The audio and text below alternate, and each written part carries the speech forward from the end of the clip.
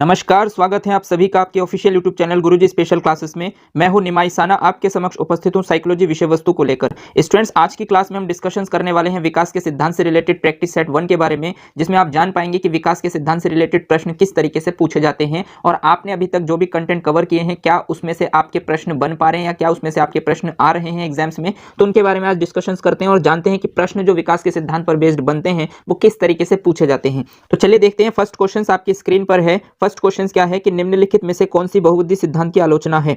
देखिए जो स्टूडेंट्स, ये जो बहुबुद्धि सिद्धांत है, इस सिद्धांत को हम कवर करेंगे और स्पेशली सिद्धांत को हम जरूर पढ़ेंगे क्योंकि आपकी बुद्धि का सबसे इंपॉर्टेंट सिद्धांत है, जहां से आपके हर बार एग्जाम्स में प्रश्न पूछे जाते हैं। ये हॉवर्ड गार्डनर की थ्योरी है बहुबुद्धि का सिद्धांत, जिसको जब हम इंटेलिजेंस टॉपिक को कवर करेंगे तब हम इसको डिटेल में पढ़ेंगे। उन्होंने सबसे पहले 7 सिद्धांत दिए थे, उसके बाद उन्होंने 2 सिद्धांत और उसमें इंक्रीज किए थे। तो ये बहुबुद्धि का सिद्धांत है जो आपके इंटेलिजेंस टॉपिक में आप डिटेल में इसको पढ़ेंगे। यहाँ पर देखते हैं आपसे प्रश्न किस तरीके से पूछे गए सिद्धांत पर बेस्ड। तो फर्स्ट ऑप्शन है कि बहुबुद्धि केवल प्रतिभाएं हैं जो पूर्ण रूप से बुद्धि में विद्वान रहती है।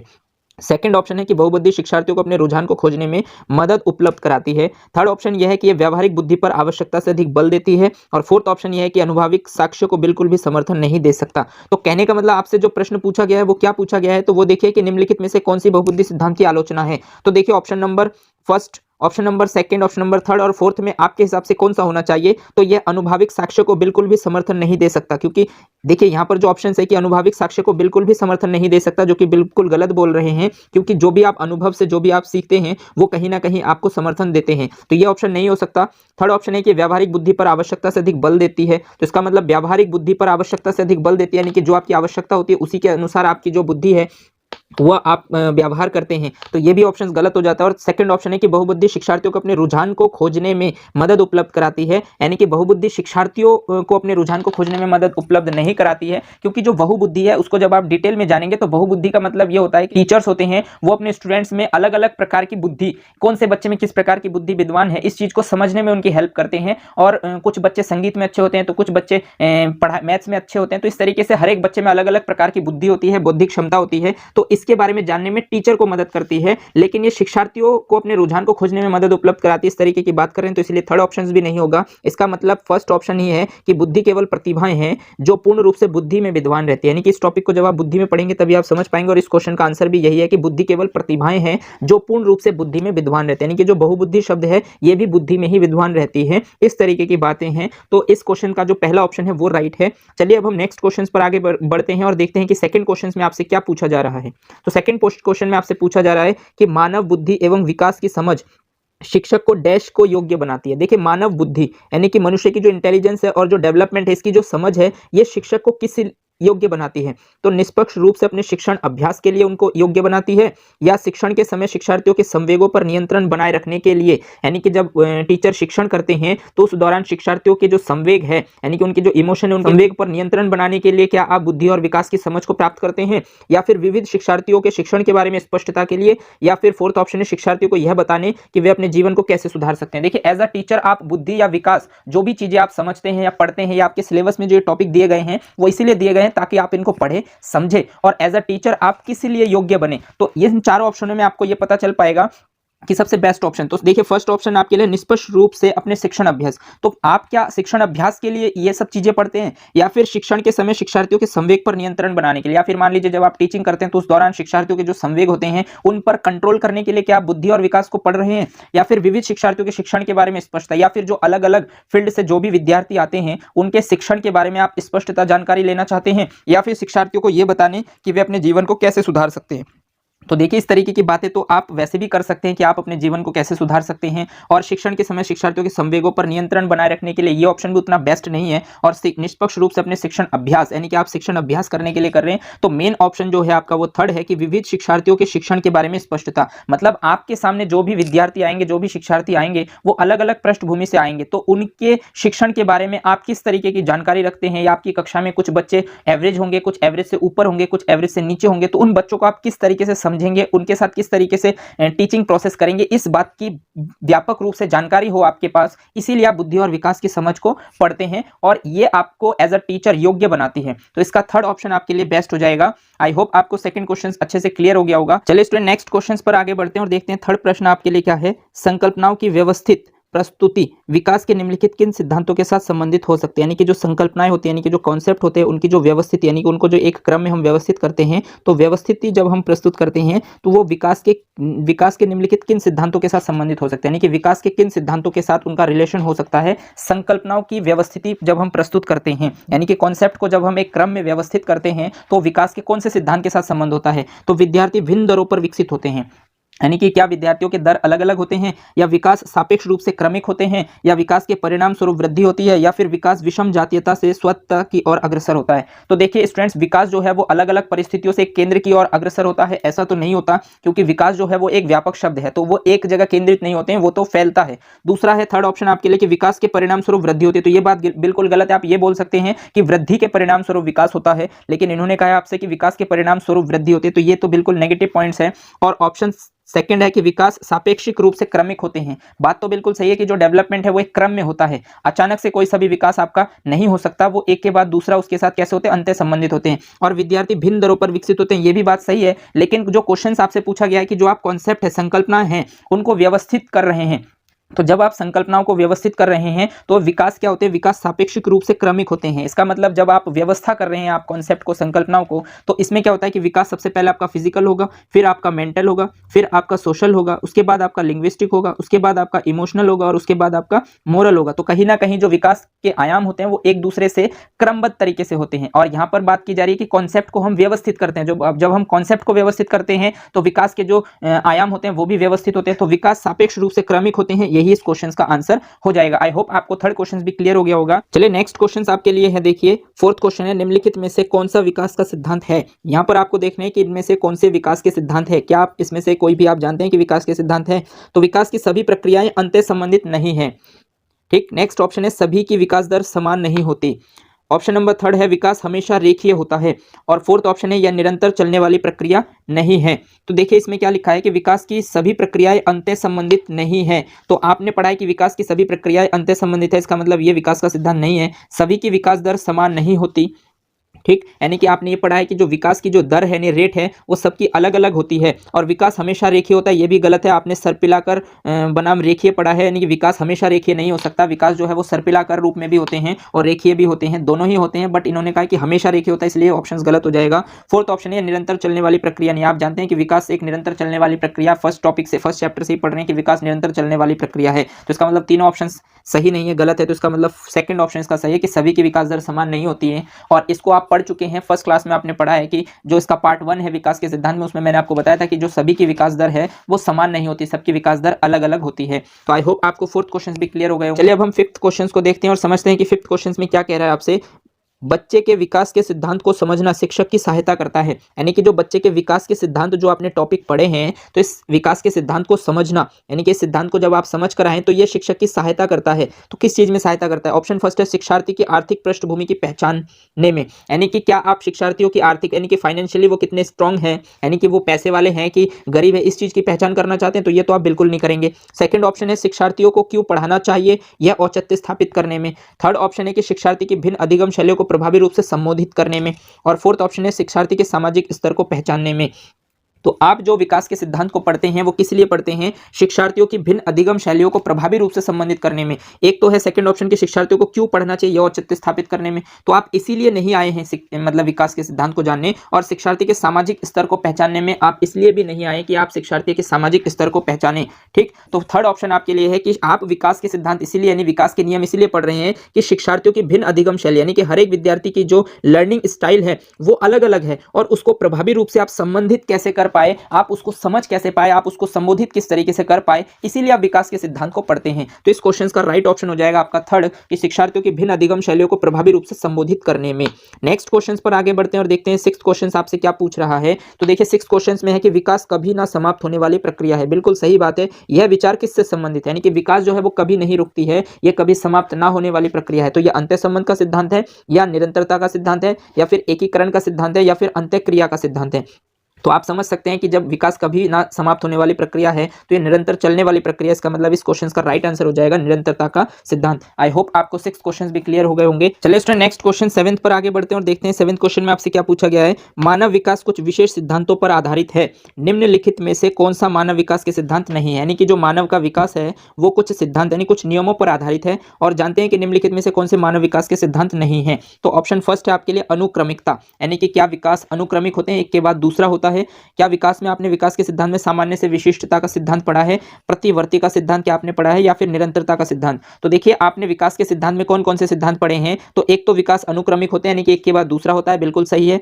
विकास सामान्य से विशिष्ट की ओर होता है, आपने विकास के सिद्धांत में पढ़े हैं, सामान्य से विशिष्ट की ओर होता है। और विकास निरंतरता, यानी विकास की निरंतरता का सिद्धांत मतलब विकास कभी ना समाप्त होने वाली प्रक्रिया है, यह एक निरंतर चलने वाली प्रक्रिया, ये भी आप पढ़ चुके हैं। लेकिन कहीं पर आपने प्रतिवर्ती शब्द को नहीं पढ़ा होगा, और इस क्वेश्चन में आपसे पूछा गया है कि निम्नलिखित में से कौन सा मानव विकास का सिद्धांत नहीं है। वर्डिंग पर ध्यान कीजिए स्टूडेंट्स, ये क्वेश्चन बहुत ज्यादा इंपॉर्टेंट। इस तरीके से प्रश्न में आपसे पूछते हैं कि आपने जितने भी सिद्धांत पढ़े हैं उसमें शायद आपने प्रतिवर्ती का सिद्धांत नहीं पढ़ा होगा, और इस प्रकार के कोई सिद्धांत नहीं भी होते हैं, तो इसीलिए विकास का सिद्धांत नहीं है, प्रतिवर्ती का सिद्धांत विकास का सिद्धांत नहीं है। आई होप आप समझ पाए होंगे। चलिए अब हम नेक्स्ट क्वेश्चन 8 पर आगे बढ़ते हैं और देखते हैं कि 8th क्वेश्चन में आपसे क्या पूछा जा रहा है।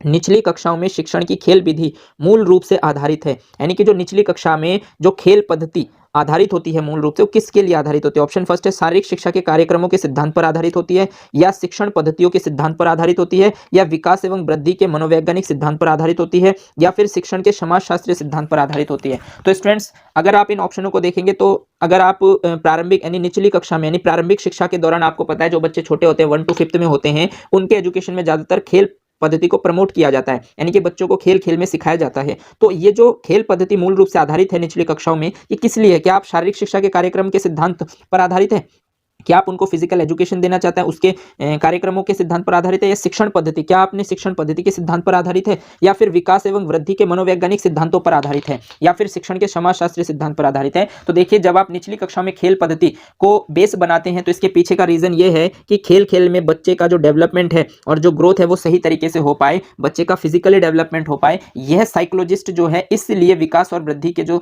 मनोवैज्ञानिक सिद्धांत लेकर आए, ये जितने भी खेल पद्धति हैं या जो छोटी कक्षा में बच्चों को किस तरीके से आपको आप जो साइकोलॉजी विषय को पढ़ रहे हैं इसके पीछे का रीजन ही यही है कि आप बच्चे के डेवलपमेंट ग्रोथ के बारे में, उनके प्रॉब्लम्स के बारे में, उनके एनवायरनमेंट के बारे में जान पाए और उनको उचित वातावरण प्रोवाइड करा पाए। इसीलिए जो निचली कक्षा में खेल पद्धति मूल रूप से आधारित है वो विकास एवं वृद्धि के मनोवैज्ञानिक सिद्धांत पर आधारित है। आई होप आपने इस क्वेश्चन को भी समझ लिया होगा कि किस तरीके से वो आपसे क्वेश्चन पूछ रहे हैं कि विकास और वृद्धि के जो मनोवैज्ञानिक सिद्धांत है, जो भी आप डेवलपमेंट से रिलेटेड अभी तक जितने भी आपने सिद्धांत पढ़े, निरंतरता का सिद्धांत या फिर व्यक्तिगत विभिन्नता का सिद्धांत है, ये सब के सब मनोवैज्ञानिक सिद्धांत है। और ये किस लिए है कि आप जान पाए कि बच्चों का ग्रोथ एंड डेवलपमेंट किस तरीके से होता है। तो इसीलिए इस क्वेश्चन का आंसर नंबर 3rd हो जाएगा। आई होप आपको ये क्वेश्चन भी क्लियर हो गया होगा। चलिए अब हम नेक्स्ट क्वेश्चन पर आगे बढ़ते हैं और देखते हैं 9th क्वेश्चन आपसे क्या पूछ रहा है। तो 9th क्वेश्चन में आपसे पूछा गया है कि एक शिक्षक को अपने विद्यार्थियों की क्षमताओं को समझने का प्रयास करना चाहिए। बिल्कुल सही बात है कि निम्नलिखित में से कौन सा क्षेत्र इस उद्देश्य के साथ संबंध है, यानी कि एक टीचर को अपने विद्यार्थियों की क्षमताओं को समझने का प्रयास करना चाहिए। इसके लिए कौन सा उद्देश्य संबंधित है। तो शिक्षा समाजशास्त्र से क्या आप इस चीज को समझ सकते हैं,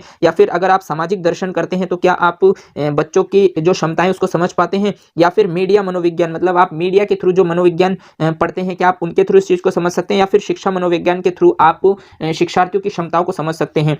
तो देखिए आप जो ये सब्जेक्ट पढ़ रहे हैं ये है CDP यानी चाइल्ड डेवलपमेंट एंड पेडागोजी, और इस पेडागोजी के अंतर्गत हम इसको साइकोलॉजी भी कहते हैं। तो कहीं ना कहीं एजुकेशन साइकोलॉजी का पार्ट है, इसीलिए आप इतनी सारी चीज़ों को समझ पा रहे हैं, इतनी चीज़ों को पढ़ रहे हैं। इसका सिर्फ और सिर्फ एक ही मकसद है कि आप प्राइमरी लेवल पर जो बच्चे हैं उनका आप उचित तरीके से डेवलपमेंट कर सके। तो एक शिक्षक को अपने विद्यार्थियों की क्षमताओं को समझने का प्रयास करना चाहिए, और इसके लिए उनको शिक्षा मनोविज्ञान को अच्छे से पढ़ना चाहिए। शिक्षा मनोविज्ञान के अंतर्गत जो भी गतिविधियों को बताया गया है उनको समझना चाहिए। आई होप आपको 9th क्वेश्चन भी क्लियर हो गया होगा। चलिए अब हम नेक्स्ट 10th क्वेश्चन पर आगे बढ़ते हैं और देखते हैं कि आपके लिए 10th क्वेश्चन में क्या पूछा गया है। शिक्षक बाल मनोविज्ञान के ज्ञान द्वारा बालकों की बुद्धि एवं रुचियों की जानकारी लेकर शिक्षा देता है, या प्रकृति को जानकर शिक्षा देता है, या फिर आर्थिक स्थिति तथा पारिवारिक स्थिति की जानकारी लेकर शिक्षा देता है। तो देखिए शिक्षक बाल मनोविज्ञान के ज्ञान के द्वारा यानी कि जो आप चाइल्ड साइकोलॉजी के जो नॉलेज लेने के बाद आप बालकों की बुद्धि और उनकी रुचियों की जानकारी लेकर शिक्षा देते हैं, या फिर आप प्रकृति को जानकर शिक्षा देते हैं, या फिर आर्थिक स्थिति तथा पारिवारिक स्थिति की जानकारी लेकर शिक्षा देते हैं। तो ये इसमें से कौन सा ऑप्शन आपके लिए सही होगा।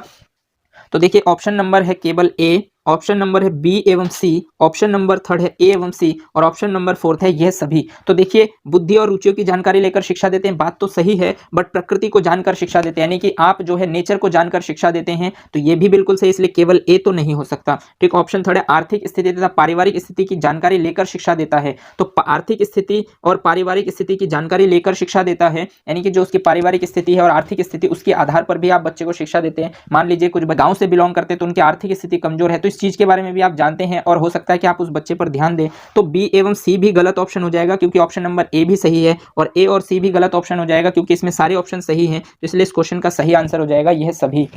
आई होप आपको 10th क्वेश्चन भी क्लियर हो गए होंगे कि 10th क्वेश्चन में आपसे क्या पूछा गया है कि शिक्षक बाल मनोविज्ञान के ज्ञान के दौरान बालकों की बुद्धि तथा रुचियों की जानकारी लेकर शिक्षा देता है। बिल्कुल सही बात है, प्रकृति को जानकर शिक्षा देता है, यानी कि नेचर को जानकर शिक्षा देना जरूरी है। आर्थिक स्थिति तथा पारिवारिक स्थिति की जानकारी लेकर शिक्षा देता है, यानी कि आप जो बच्चे आते हैं उनकी पारिवारिक स्थिति भी जान जाते हैं और उनकी आर्थिक स्थिति भी जान जाते हैं जब आप लंबे समय से किसी बच्चे के साथ जुड़ते हैं। तो ये सारे ऑप्शन बिल्कुल सही है, इसलिए इस क्वेश्चन का सही राइट आंसर हो जाएगा ये सभी। चलिए स्टूडेंट्स नेक्स्ट क्वेश्चंस पर आगे बढ़ते हैं और देखते हैं कि आपके सामने 11th क्वेश्चंस में क्या कहा जा रहा है। तो 11th क्वेश्चन में आपसे पूछा गया कि शिक्षा मनोविज्ञान एक विज्ञान है, यानी कि शिक्षा मनोविज्ञान एक विज्ञान है। ऑप्शन फर्स्ट है मानव व्यवहार का, मानव सिद्धांतों का, शैक्षिक सिद्धांतों का या मानव की व्यक्तिगत विभिन्नताओं का। तो देखिए जो आप एजुकेशन साइकोलॉजी पढ़ते हैं या जो आप ये सीडीपी पढ़ रहे हैं, ये एजुकेशन साइकोलॉजी का ही पार्ट है। तो एजुकेशन साइकोलॉजी आप किस लिए पढ़ते हैं, तो मानव व्यवहार का विज्ञान है या फिर मानव सिद्धांतों का विज्ञान है या शैक्षिक सिद्धांतों का विज्ञान है या फिर मानव की व्यक्तिगत विभिन्नताओं का। तो देखिए मानव की व्यक्तिगत विभिन्नताएं जो है ये आपके मानव व्यवहार का ही एक हिस्सा है। शैक्षिक सिद्धांत यानी कि शैक्षिक सिद्धांत आप शिक्षा मनोविज्ञान के अंतर्गत पढ़ते हैं और मानव सिद्धांत यानी कि मानव के कोई सिद्धांत नहीं होते हैं, तो इसका मतलब इसके तीनों ऑप्शंस गलत है। तो आप शिक्षा मनोविज्ञान एक विज्ञान किसका होता है, मानव के व्यवहार का। तो आपका जो शिक्षा मनोविज्ञान है वो क्या है, एक मानव के व्यवहार का विज्ञान है जिसको आप जानते हैं। तो आई होप आपको 11th क्वेश्चन भी क्लियर हो गया होगा कि ये मानव व्यवहार का विज्ञान किस तरीके से है।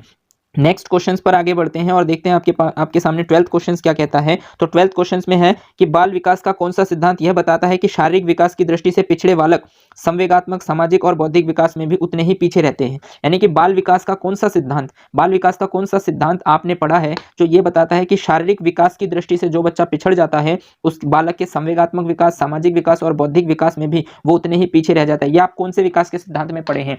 तो ऑप्शन फर्स्ट है परस्पर संबंध का सिद्धांत, दूसरा है विकास क्रम की एकरूपता का सिद्धांत, तीसरा है एकीकरण का सिद्धांत और चौथा है विकास की दिशा का सिद्धांत। तो देखिए आपने जो विकास के आयाम देखे यानी कि क्षेत्र देखे जिसमें शारीरिक विकास, संवेगात्मक विकास, सामाजिक विकास, मानसिक विकास या फिर आपका नैतिक विकास, ये जितने भी विकास है ये एक दूसरे पर डिपेंड करते हैं और एक दूसरे के साथ अंतः संबंधित होते हैं। ठीक, तो इसका मतलब यह है कि अगर मान लीजिए कोई भी एक विकास आपका नहीं हो पाता है तो उससे रिलेटेड दूसरा विकास भी आपका प्रभावित हो जाएगा, यानी कि वो भी सही तरीके से नहीं हो पाएगा। इसका मतलब इसमें विकास की दिशा की तो कोई बात नहीं है, हालांकि आप विकास की दिशा का सिद्धांत पढ़ कर आए लेकिन इसमें डायरेक्शन की बात की जाती है। दूसरा होता है एकीकरण, मतलब आप जो चीज करते हैं उसका आने वाले समय में आपको उसका फायदा मिलता है तो वो एकीकरण हो जाता है। और विकास क्रम की एकरूपता, आपने कहीं पर ये नहीं देखा होगा कि ये जो है मानव का जो विकास है वो एक ही क्रम में होता है, बट यहाँ पर जो विकास के आयाम है वो अलग अलग एक दूसरे पर कब निर्भर होता है, तो वो निर्भर होता है परस्पर संबंध का सिद्धांत। और जैसे कि मैंने आपको बता रखा है कि परस्पर संबंध का सिद्धांत, इसी को हम अंतः संबंध का सिद्धांत बोलते हैं, यानी प्रिंसिपल ऑफ इंटर रिलेशन होता है, जो एक विकास दूसरे पर डिपेंड करता है, यानी कि एक विकास दूसरे पर प्रभाव डालता है। अगर आपका कोई भी एक विकास प्रभावित हो जाता है तो दूसरा भी कहीं ना कहीं प्रभावित हो जाता है। तो इस तरीके से आप समझ पाए होंगे कि बाल विकास में है एक विकास दूसरे पर किस तरीके से प्रभावित होते हैं। आई होप आपको 12th क्वेश्चन भी क्लियर हो गया होगा। चलिए अब हम 13 क्वेश्चन पर आगे बढ़ते हैं और देखते हैं 13 क्वेश्चन आपसे क्या पूछ रहा है।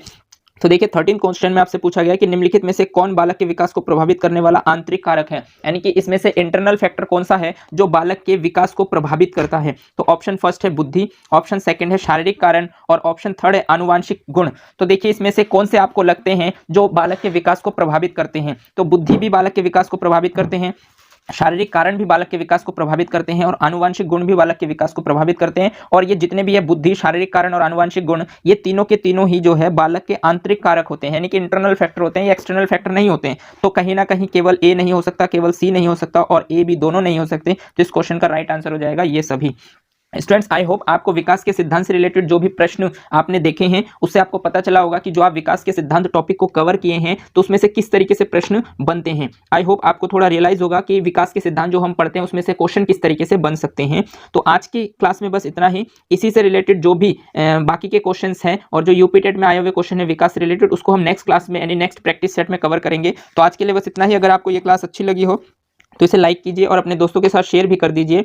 और अगर आपने चैनल को सब्सक्राइब नहीं किया है तो चैनल को सब्सक्राइब कर लीजिए, बेल आइकन को भी प्रेस कर दीजिए, ताकि इसी तरीके के बेनिफिशियल वीडियो जब भी मैं आपके लिए बनाऊं तो आपको टाइम टू टाइम नोटिफिकेशन मिलते रहें। धन्यवाद। जय हिंद।